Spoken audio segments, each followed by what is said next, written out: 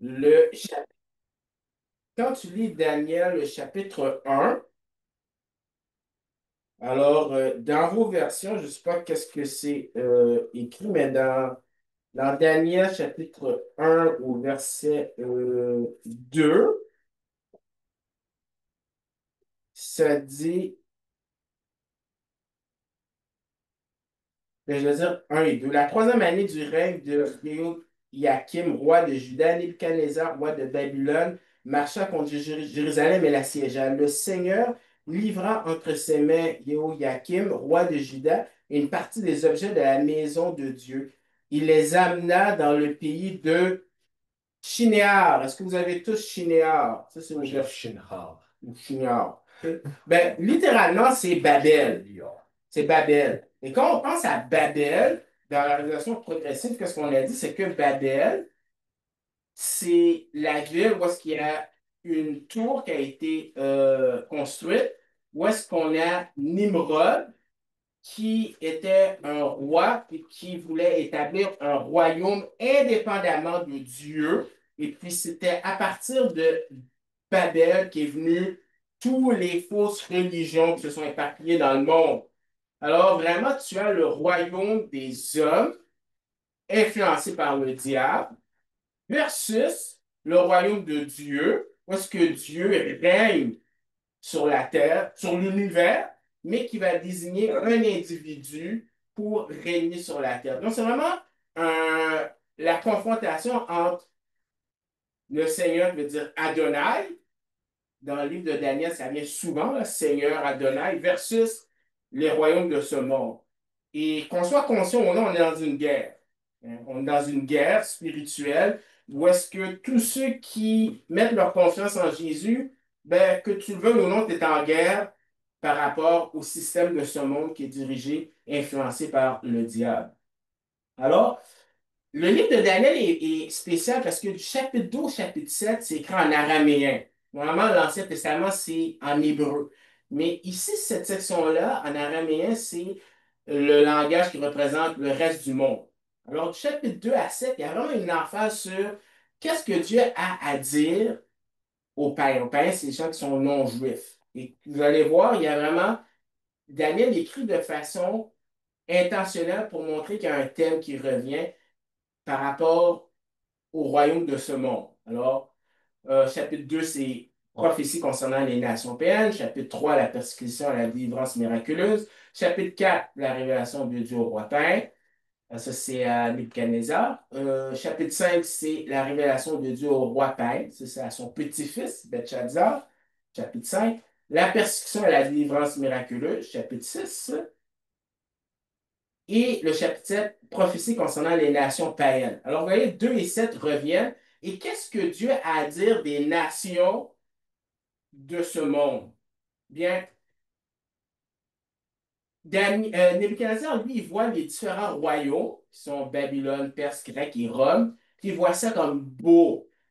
Mais du point de vue de Dieu, il considère que c'est des bêtes. Donc, ça veut dire que qu'importe le gouvernement que tu veux placer, que ce soit par démocratie ou dictature, qu'importe.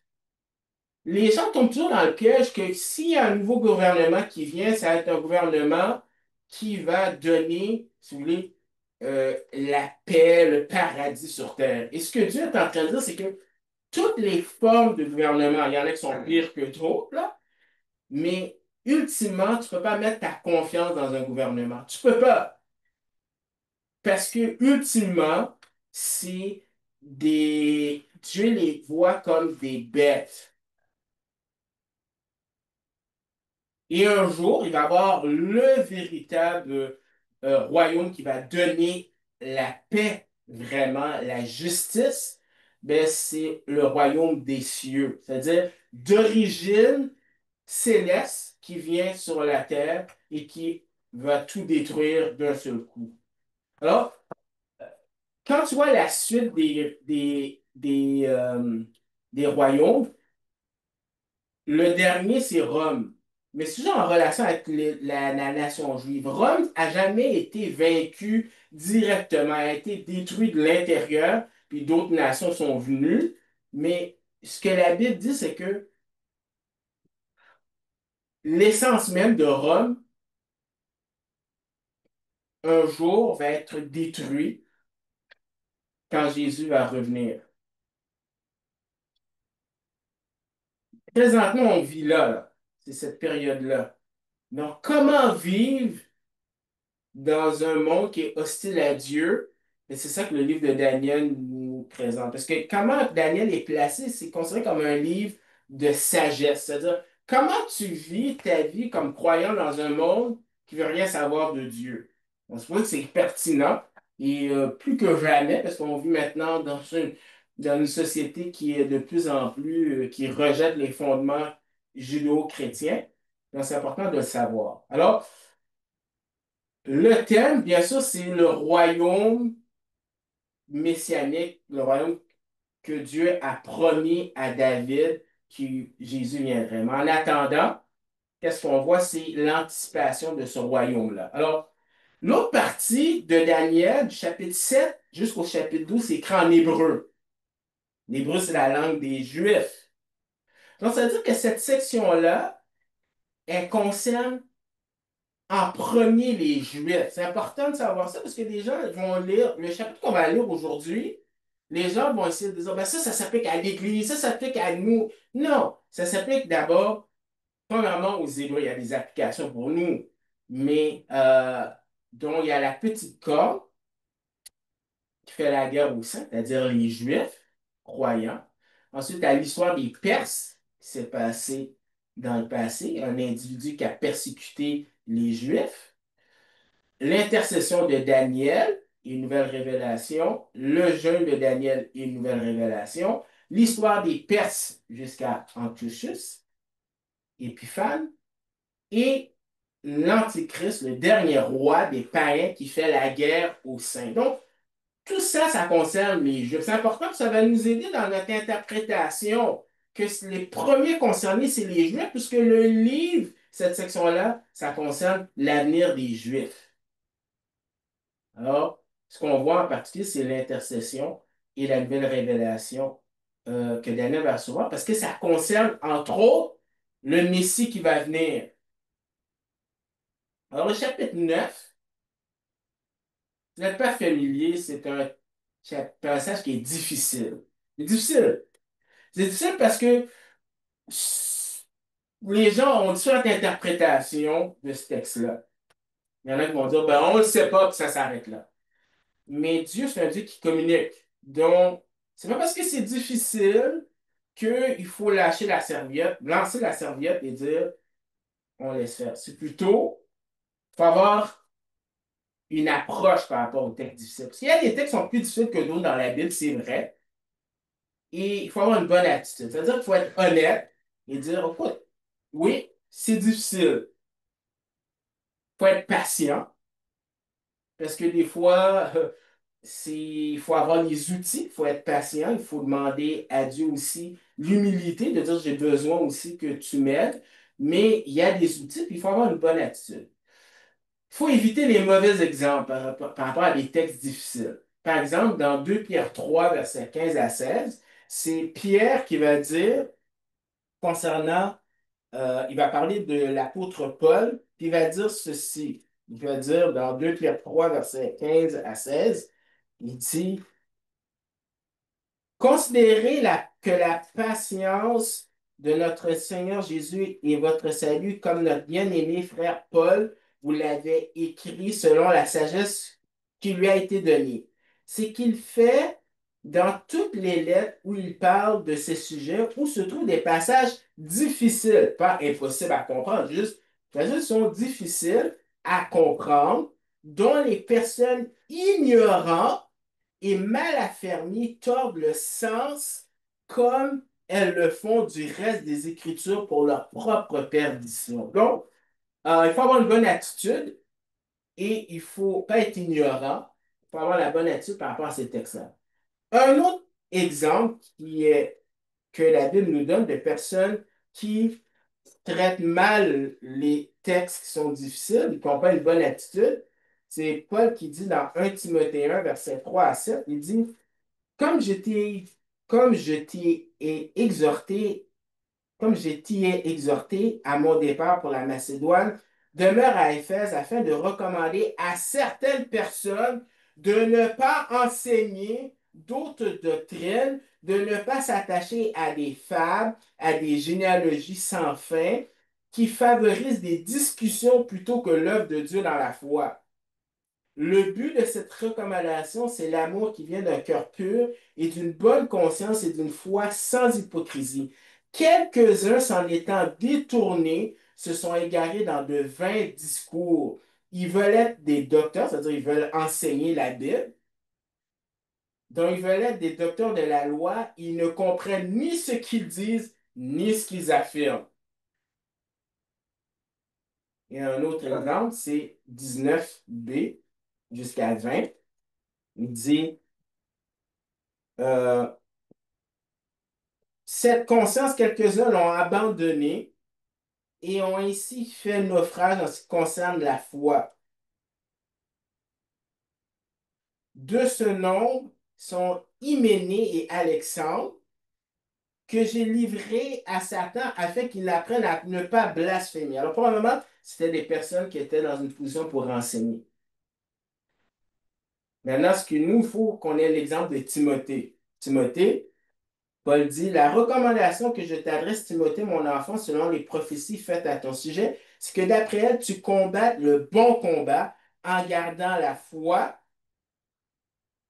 pour être aussi la doctrine, et une bonne conscience. Cette conscience, alors, une bonne conscience. 1 Timothée 4, versets 6 à 7. En exposant cela aux frères, tu seras un bon serviteur du Christ Jésus, nourri des paroles de la foi et de la bonne doctrine que tu as exactement suivie. Mais repousse les fables profanes contre de vieilles femmes. Et 15 et 16. Applique-toi et sois tout entier à cette tâche afin que tes progrès soient évidents pour tous.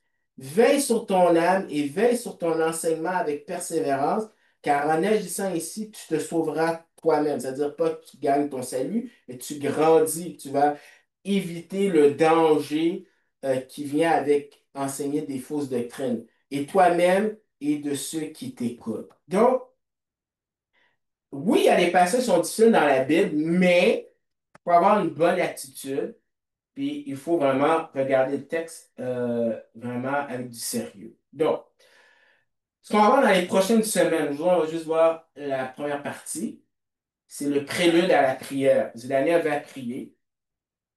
Alors, il y a le contexte historique, il y a le dilemme de Daniel, il y a la solution de Daniel. Ensuite, il y a le contenu de la prière de Daniel, 4 à 19, la confession de Daniel pour la nation, la reconnaissance de Daniel pour la sainteté de Dieu et l'intercession de Daniel. Daniel qui a prié. Et la réponse de Dieu à la prière, c'est surtout cette section-là qui est difficile, qui est débattue.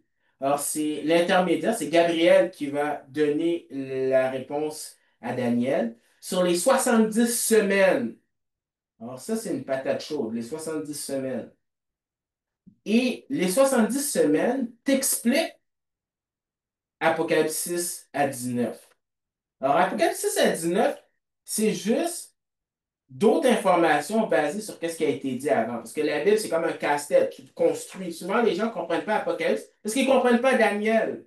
Il faut comprendre Daniel avant d'aller voir Apocalypse. Donc, la première partie, prière et réponse. Alors, prélude à la prière de Daniel. Alors, ce qu'on veut voir, c'est le contexte historique. Alors, le texte dit, la première année de Darius, fils d'Assuérus de la race des Mèdes, lequel était devenu roi du royaume des Chaldéens. Alors, la première année. La première année, c'est 12 à 13 ans après la vision du chapitre 8. Parce qu'au chapitre 8, Daniel fait une vision, il voit que qu'est-ce qui va venir après les Babyloniens, ça va être les Perses et ensuite suivi des Grecs. Mais c'est 8 ans après. Alors, ça, c'est souvent des milieux charismatiques. Je dis les milieux charismatiques parce qu'il y a certaines personnes qui pensent qu'un chrétien, ça a des visions tout le temps. Oh, j'ai une vision aussi, j'ai une vision aussi. C'est pas vrai. Dans la Bible, c'est pas vrai que les gens avaient des visions tout le temps. C'était vraiment à des moments bien spécifiques dans l'histoire. Donc, il ne faut pas tomber dans le piège comme il y a quelques années de cela, il y avait quelqu'un qui a écrit Votre expérience personnelle avec Dieu. Puis quand tu lis ce livre-là, ben, tu te dis, ah, OK, ben, ça veut dire que finalement, Dieu, tu as des visions tout le temps. C'est pas vrai. Ce qu'on a, et Pierre dit c'est encore mieux qu'une vision, c'est la Bible. Et là, ça concerne Darius, fils d'Assyrus de la race des Mèdes. Donc, c'est un événement historique, mais les gens ils disent, c'est qui Darius? Parce que quand tu regardes l'histoire, il n'y a pas de Darius qui a été un roi des Mèdes et des Perses. Donc, les gens vont dire, ah ah, la Bible s'est inventée, parce qu'il n'y a pas de Darius. Un instant pour regarder ça. Probablement, c'est le même Darius que tu vois dans Daniel chapitre 6 verset 1. Mais c'est différent de Néhémie 12 22. En Néhémie 12 22, c'est des années plus tard, tu as un autre Darius. Et le Assyrus, c'est pas le même que dans Esther. Esther aussi qui est à une autre époque. C'est-à-dire que Darius et Assyrus, c'est des titres plus que des noms. Pour ça que dans l'histoire, tu vas pas voir Darius, le roi des Mèdes, parce que c'est pas présenté avec leur titre, c'est présenté avec leur nom. Donc Darius, c'est un titre, comme on dirait, le capitaine ou le général. Même chose avec Assyrus. C'est-à-dire que son père a un titre de roi et Darius, c'est un titre aussi de roi. Alors, c'est qui ce Darius, fils d'Assyrus? Alors, ce Darius, le mec pourrait être très bien Siakar, qui est peut-être Ubaru ou Gubaru, le deux, le dernier roi médian et fils d'Astiage. Alors, Astiage, on va voir c'est qui, selon le récit de l'historien grec Xénophon. Donc, oui, historiquement, on parle de cet individu, sauf que la Bible te donne son titre au lieu de son nom, Siakar. OK? Darius a vraiment vraisemblablement assumé le rôle de roi sur Babylone peu de temps après la défaite de la ville en octobre 539 avant Jésus-Christ. Donc, tu as des dates historiques pour te montrer que la Bible ne s'est pas inventée aux mains de Cyrus, parce que tu as Cyrus le Perse. Alors, les gens vont dire, ouais, mais Cyrus, c'est-tu Darius? Non. Conformément à la coutume persane et babylonienne, la datation de l'année d'ascension, la première année complète de son règne, était complétée comme commençant avec le jour de l'an suivant, c'est-à-dire avec le prochain Nissan, c'est le mois 1, dans le calendrier babylonien. Par conséquent, le temps depuis le début de son règne jusqu'au printemps suivant était considéré comme son année d'ascension, et sa première année de règne pourrait éventuellement faire référence soit à sa première année d'adhésion, soit à sa première année de règne. C'est-à-dire que nous, quand on calcule, par exemple, quand on dit, la Bible dit que Jésus est mort 3 jours, ben c'est vendredi, samedi, puis, euh, mais pas dimanche toute la journée. Pour un juif, ou dans cette époque-là, c'est une partie était considérée comme une journée entière ou une année complète. Cela fait environ 12 à 13 ans depuis la vision rapportée au chapitre 8. Alors, c'est qui ce Darius Assyrus? C'est le roi qui a vaincu le royaume des Chaldéens. Alors, c'est le deuxième royaume selon le chapitre 2, 7 et 8. C'est-à-dire qu'on a vu Babylone, là, c'est le royaume des Perses. Daniel avait prédit à l'avance que le prochain royaume serait le royaume des Perses. Dans, dans ces années-là, au début, il a prédit ça. Ça veut dire que, qu'est-ce qui arrive, c'est que Cyrus, vous voyez ici, tu as le roi Astiage. Astiage avait une fille qui a marié avec, qui s'est mariée avec Nebuchadnezzar, a eu une autre fille qui s'est mariée avec ce roi-là, qui est Cyrus, mais qui a eu un autre fils qui est Darius. OK? C'est-à-dire que, et en plus, Cyrus s'est marié avec la fille de son oncle. Donc, quand Cyrus est venu au pouvoir, il a demandé à son oncle, peux-tu prendre Babylone, t'occuper de Babylone? Mais c'est Cyrus qui est le roi des Perses et Darius, son oncle, euh, qui est un Mède. Ok. So, Donc, Cyrus est le roi de l'Empire perse, voilà. puis Darius c'est l'oncle à Cyrus, Oui. puis Que, lui il règne sur Babylone. voilà. Tu sais, c'est la même famille. Tu sais, c'est comme, occupe-toi de ça, mon oncle de Babylone. Alors, c'est la vision que Daniel a eue et que Nebuchadnezzar a eue. OK? Donc, ça, c'est l'Empire perse. Sur une photo qui va jusqu'en Inde.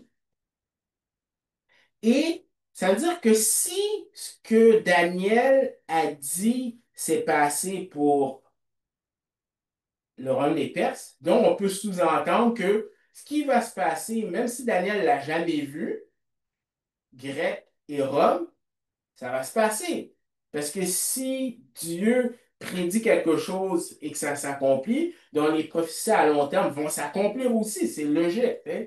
Dieu ne se contredit pas, il donne une preuve de qu'est-ce qu'il dit, c'est vrai. Donc, Daniel vit à une époque où est-ce que tout d'un coup, il voit qu'est-ce qui se passe. Il voit que Babylone est plus au pouvoir. Il se souvient de qu'est-ce que Dieu lui avait dit. Et l'attitude de Daniel, c'est un peu ce que 1 Chronique 12, 32 dit. De la tribu de Manassé, 18 000 hommes qui furent nominativement désignés, non, excusez, c'est 33 selon les versions, des fils d'Isaacar ayant la connaissance du discernement des temps pour reconnaître ce que devait faire Israël. Donc, c'est un peu là-dessus que Daniel, il comprend l'histoire. Il interprète à la lueur de la Bible qu'est-ce qui se passe. C'est un peu la même chose avec nous. Ce qui se passe dans le monde, quant à la vision biblique, ça te permet de comprendre des choses.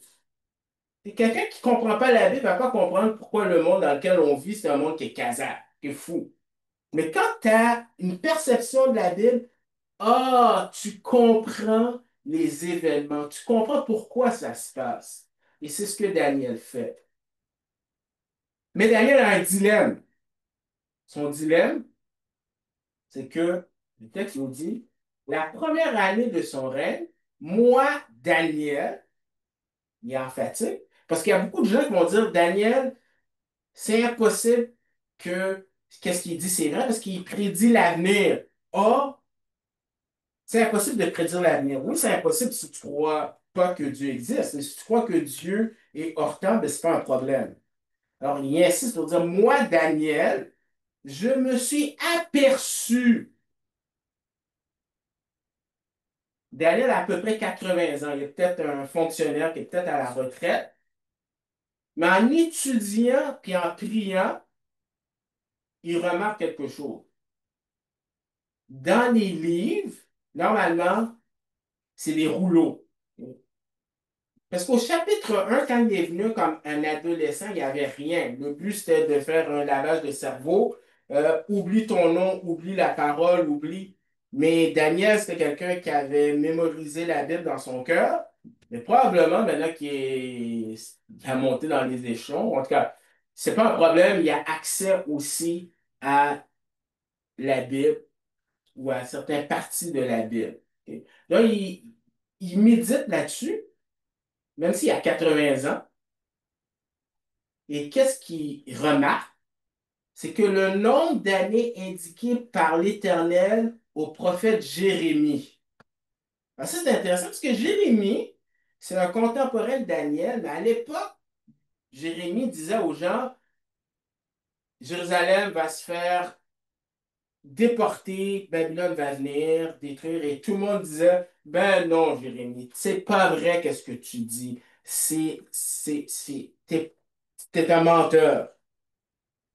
Et quand quelqu'un va à l'encontre de tout ce que... La majorité ne veut pas toujours dire la vérité. Nous, on se fait beaucoup influencer en pensant que la majorité, c'est toujours la majorité qui a raison. C'est pas vrai. Des fois, la majorité a raison, mais des fois, la majorité n'a pas raison. Et surtout, si Dieu dit telle chose, il s'en balance que tout le monde dit le contraire. Si Dieu dit c'est ça qui est mauvais, on s'en fout le reste de que tout le monde, les vox pop et tout ça. Donc, à l'époque, on aurait pu dire, ben, Jérémie, ce qu'il dit, c'est pas vrai.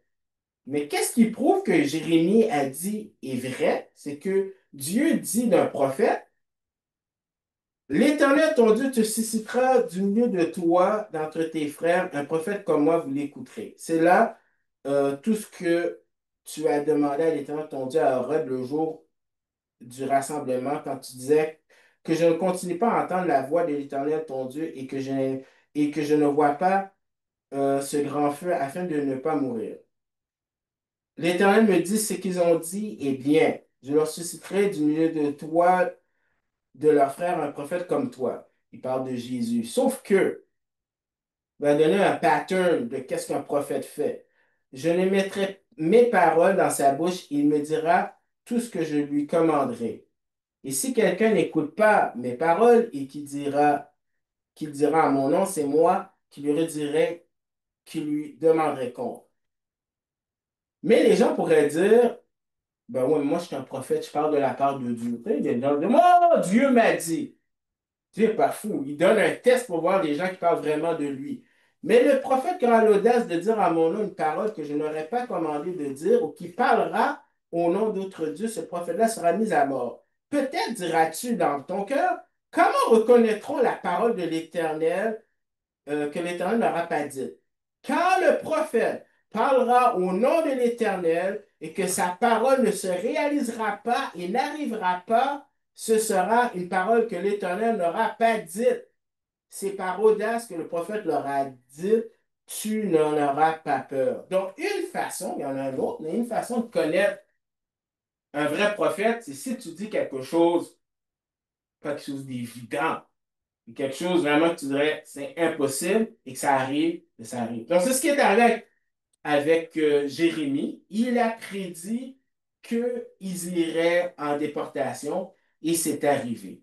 Alors, je vais traduire qu'est-ce qui est écrit ici par un individu de Randall Price. Il dit, la canonicité est déterminée par le fait qu'un livre est inspiré de Dieu. Reconnaissant la canonicité d'un livre donné en vertu de l'identité du porte-parole prophétique par lequel il a été donné, le peuple de Dieu a cherché à le préserver comme écriture sainte. Ça veut dire quoi? Ça veut dire que comment on fait pour savoir que tel livre de la Bible, c'est vrai? Comment on fait pour le savoir?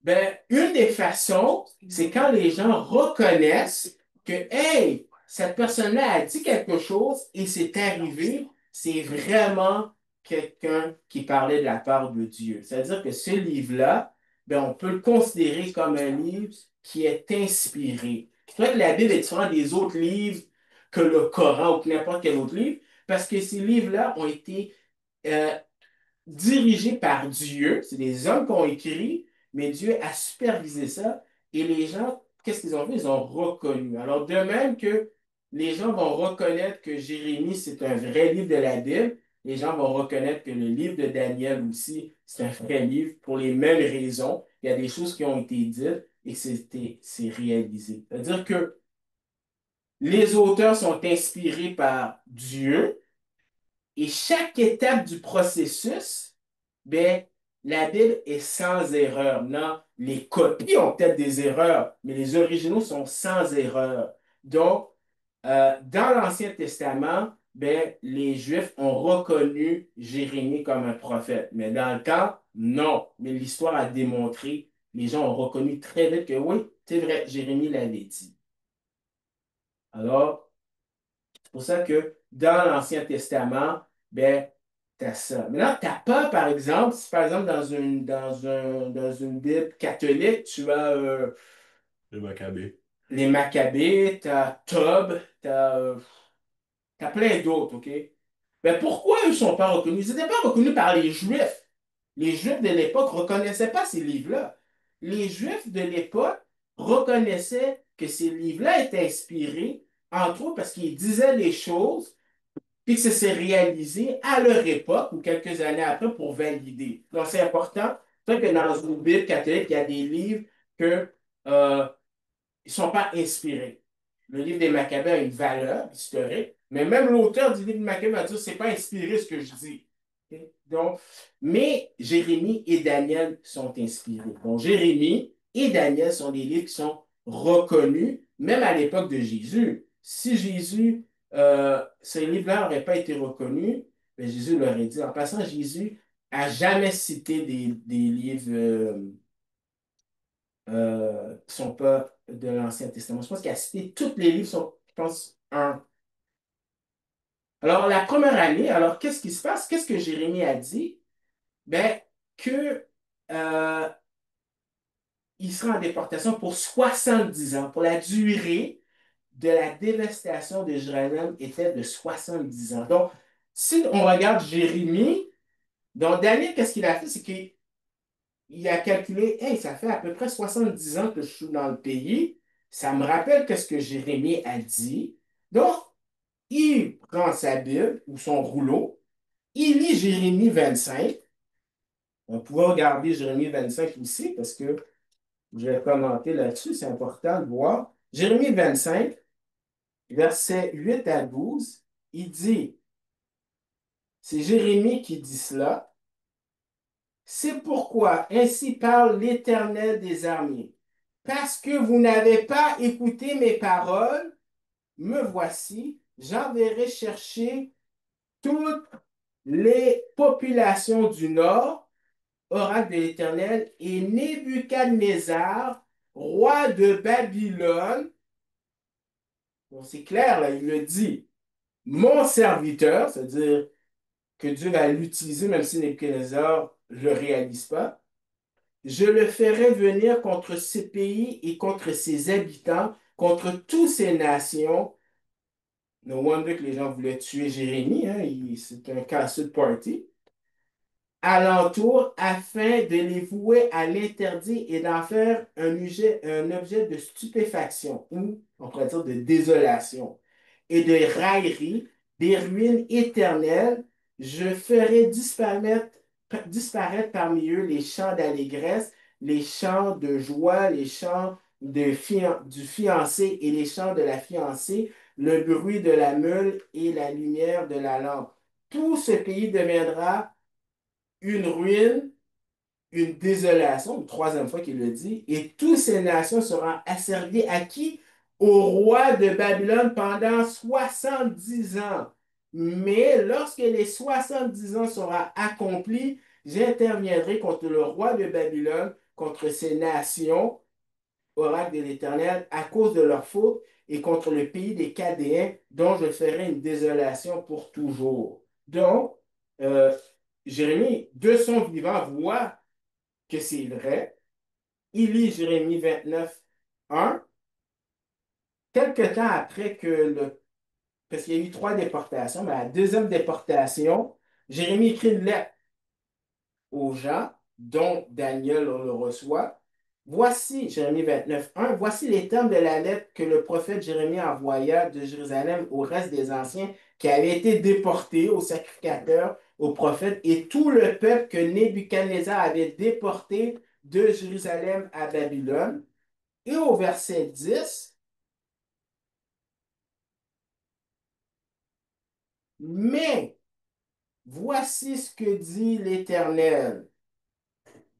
Dès que 70 ans seront écoulés pour Babylone, j'interviendrai pour vous et j'accomplirai à votre égard une bonne parole en vous faisant revenir dans ce lieu. Ok? Je vais lire le verset 11 parce que souvent ce verset 11 est pris hors contexte. Je connais les desseins que je forme à votre sujet, parole de l'Éternel. Desseins de paix et non de malheur, afin de vous donner un avenir fait d'espérance. Donc, oui, il y a des applications pour nous, mais ça concerne Israël. Donc, Dieu va faire quelque chose. Donc, à cette époque, soit la dernière partie de 539, ou peut-être en 538, alors qu'il était à Babylone, Daniel étudiait les écrits du prophète Jérémie. Ce dernier n'est jamais allé dans l'exil babylonien, mais est plutôt resté à Jérusalem jusqu'à la chute de la ville en 786, après quoi il a été amené en Égypte. À cette époque, soit la dernière partie de 539, ou peut-être en 538, alors qu'il était à Babylone, Daniel étudiait les écrits du prophète Jérémie. Alors, ça, j'ai dit que des copies de ces écrits aient été faites et distribuées si tôt à ceux qui étaient en exil à Babylone prouve leur reconnaissance rapide. Donc, ça n'a pas pris 100 ans. Ils ont vu tout de suite que ce que Jérémie dit était vrai. Daniel est considéré comme la parole inspirée de Dieu. Un autre point de vue est que les parties de Jérémie auxquelles Daniel avait accès étaient des lettres envoyées de Jérusalem mentionnées dans Jérémie 29, 1 et 10. En étudiant les écrits, Daniel a prêté une attention particulière au chapitre que j'ai mentionné. Ce premier passage est particulièrement significatif car il précise que Nebuchadnezzar attaquerait le pays et que les Juifs les serviront pendant 70 ans. Alors, pourquoi ils ont été attaqués?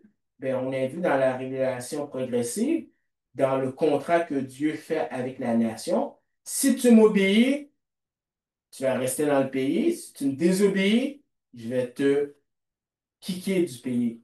Et tu le vois dans le livre des Lévitique qu'on a vu. Donc, Dieu donne différentes étapes pour dire, si tu ne te repens pas, je vais te discipliner encore plus. Puis c'est exactement les étapes qui sont arrivées. Puis la dernière étape, c'est la déportation. Et c'est exactement qu'est-ce qui est arrivé. Une deuxième raison, pourquoi 70 ans? Parce qu'on dit, pourquoi il les a... Pourquoi être déporté pendant 70 ans? C'est parce que dans le livre de Lévitique, au chapitre 25, versets 1 à 7, on dit ceci. L'Éternel parla à Moïse sur le mont Sinaï et dit, parle aux fils d'Israël et tu leur diras, quand vous serez entrés dans le pays que je vous donne, la terre se reposera, ce sera un sabbat à l'honneur de l'Éternel. Pendant 6 années, tu ensemenceras ton champ. Pendant 6 années, tu tailleras ta vigne et tu en recueilleras le produit. Mais la septième année, il y aura un sabbat, un repos total pour la terre, un sabbat en l'honneur de l'Éternel. Tu n'ensommeras pas ton champ, tu n'entailleras pas ta vigne. Tu ne moissonneras pas ce qui provient des grains tombés de la moisson. Tu ne vendangeras pas les raisins de ta vigne non taillée. Ce sera une année de repos total pour la terre. Grâce au repos de la terre, vous aurez de la nourriture, toi, ton serviteur, ta servante, le salarié et le résident temporaire qui séjournera avec toi. Ton bétail et tes animaux qui sont dans ton pays, tout son produit servira de nourriture. C'est-à-dire que Dieu veut que les gens lui fassent confiance. Il lui dit, à la septième année, tu ne travailles pas. Fais-moi confiance. Tu dis, ouais, mais voyons, dans un pays où est-ce que ton économie dépend de la récolte, si tu fais rien, tu vas mourir. Mais Dieu dit, non, fais-moi confiance. Donc, à chaque septième année, il ne devrait pas travailler. Mais l'histoire nous dit que ils ne l'ont pas fait. C'est pour ça que dans 2 Chroniques, verset 36, verset 21, une des raisons pourquoi ils sont allés en déportation, mais surtout pourquoi ils sont restés pendant la déportation et pendant 70 ans, c'est que dans 2 Chroniques 36, verset 21, il dit, 36, verset 21, afin que ça. Ben, je vais lire au verset 20. Nebuchadnezzar déporta à Babylone ceux qui échappèrent à l'épée, ils lui furent assujettis à lui ainsi qu'à ses fils jusqu'à la domination du royaume des Perses, afin que s'accomplisse la parole de l'Éternel prononcée par la bouche de Jérémie, jusqu'à ce que le pays ait joui de ses sabbats. Il y eut du repos tout le temps qu'il fut désolé, jusqu'à l'accomplissement de 70 ans. C'est-à-dire que Dieu, même s'il est. C'est-à-dire que le peuple, des fois, il ne faisait pas confiance à Dieu. On dit, on va produire. Et Dieu a noté ça. C'est-à-dire que Le nombre de jours est intéressant dans toute la Bible. Dieu travaille évidemment selon un calendrier soigneusement établi. Et l'histoire progresse selon ses calculs méticuleux. Par exemple, tu as des exemples où ce que Dieu dit exactement le nombre de jours. C'est important parce que dans le reste de Daniel, il y a des gens qui vont dire non, non, non, c'est pas vraiment 490 ans. Ces exemples soulignent que l'histoire ne progresse pas au hasard, mais qu'elles sont sur la surveillance et le contrôle attentif de Dieu. Il prend des décisions concernant les nations et s'assure que tout fonctionne selon son calendrier. Quant aux 70 ans alloués à l'exil babylonien, à la désolation du pays de Juda, ce nombre n'a pas été choisi sans raison. 2 Chroniques 36-21 révèle que le choix des 70 ans était d'accomplir la parole de l'Éternel par la bouche de Jérémie jusqu'à ce que le pays ait joui de ses sabbats tous les jours de sa désolation. Il a observé le sabbat jusqu'à ce que ses 70 ans soient accomplis. OK? Alors, les 70 ans, c'est à partir de quand? Est-ce que c'est à partir que quand Daniel est parti en déportation ou c'est à partir que quand le temple a été détruit? Ben, les, c'est vraiment à partir de la déportation. Parce qu'il a dit que à partir de quand Daniel est parti en déportation, ça va être terminé quand euh, Babylone va être vaincue. Donc, c'est vraiment cette première déportation et pas celle de 586. C'est en gros ça. Donc, les 70 ans, c'est littéral, c'est non cyclique, parce qu'il y a des gens qui vont interpréter, non, je suis juste, non, c'est vraiment littéral, mais c'est pas successif, parce que si tu comptes depuis qu'Israël existe jusqu'à la déportation, c'est plus que 490 ans. C'est-à-dire qu'il y a des années qu'il faisait, des années qu'il ne faisait pas. Mais Dieu a pris 490 ans qui sont littérales, mais c'est pas successif. Et ça, c'est important parce que la partie difficile à comprendre, parce qu'il va y avoir un 490 ans futur, c'est pas cyclique, c'est littéral, mais c'est pas successif. Parce que sinon, si tu comptes 490 ans jusqu'à un an, tu vas voir, mais rien s'est passé. Donc, c'est juste, déjà, tout ça, c'est juste pour nous préparer à la partie qui est plus difficile. OK? Donc, le dilemme de Daniel. Le dilemme de Daniel, c'est que il sait qu'il va avoir les Grecs puis les Perses. Les Grecs vont vaincre les Perses. Il le sait, il l'a su 13 ans avant. Sauf que il sait qu'il va avoir Alexandre le Grand. Alexandre le Grand va mourir. Il va avoir 4 généraux. Parmi ces généraux-là, il y en a un qui va persécuter les Juifs, ok? Antiochus. Tout ça, il le sait à l'avance. Mais le dilemme pour Daniel, c'est que normalement, entre ces deux prophéties, Daniel ne le sait pas, mais historiquement, il y a 206 ans d'écart. Il y a 206 ans. Lui, il ne le sait pas. Mais le prochain royaume va venir dans 206 ans. Daniel est mort, il va mourir. Mais ce que Daniel se pose comme question, c'est que, écoute, généralement, un royaume dure une certaine durée de temps. Babylone, ça a pris ces temps d'années. Les Perses, ça va être ça. Les Grecs, ça va être ça. Puis il y a Rome qui va venir. Puis Daniel se dit, ouais, mais s'il reste 2 ans avant que je revienne dans le pays, ou à peu près, comment il peut avoir deux royaumes qui vont se succéder aussi rapidement en 2 ans? C'est quoi? Est-ce que ça veut dire que en l'espace de 2 ans, les Perses vont être vaincus par les Grecs, les Grecs vont être vaincus par les Romains, puis le royaume va venir messianique? Donc, il se pose une question, il dit, wow, c'est comme, comment expliquer ça? Parce que moi, quand je lis Jérémie, Jérémie dit qu'on va revenir, puis qu'on va revenir, puis ça va être whoopie, ça va être la paix, le royaume va venir. Donc, c'est vraiment un dilemme. Donc, la solution de Daniel par rapport à ce dilemme-là, qui se met à prier. Je tournais ma face vers le Seigneur. Le mot tourner veut dire se donner. Et souvent dans Daniel, tu as 17 fois le mot donner, c'est Nathan, donner. C'est-à-dire que il se met, c'est pas juste prier de façon superficielle, il se met vraiment à chercher la face de Dieu. Alors, il médite les Écritures. Tu sais, il prend ça au sérieux. Il méprise pas ce que Dieu dit. Il veut avoir une explication. C'est pas nécessairement qu'il veut une nouvelle révélation, mais il veut vraiment comprendre son dilemme. Parce que pour lui, il dit comment expliquer ça? Donc, il a la bonne attitude. Et qu'est-ce qu'il fait? C'est que il prie. Daniel, c'est quelqu'un qui prie. La supplication, donc, si tu vois, c'est intense. Puis il jeûne. Il jeûne dans le sens que il met à part du temps parce qu'il veut vraiment comprendre ces choses-là. Donc, il lit, puis il demande, je vais t'éclairer, là, je comprends pas.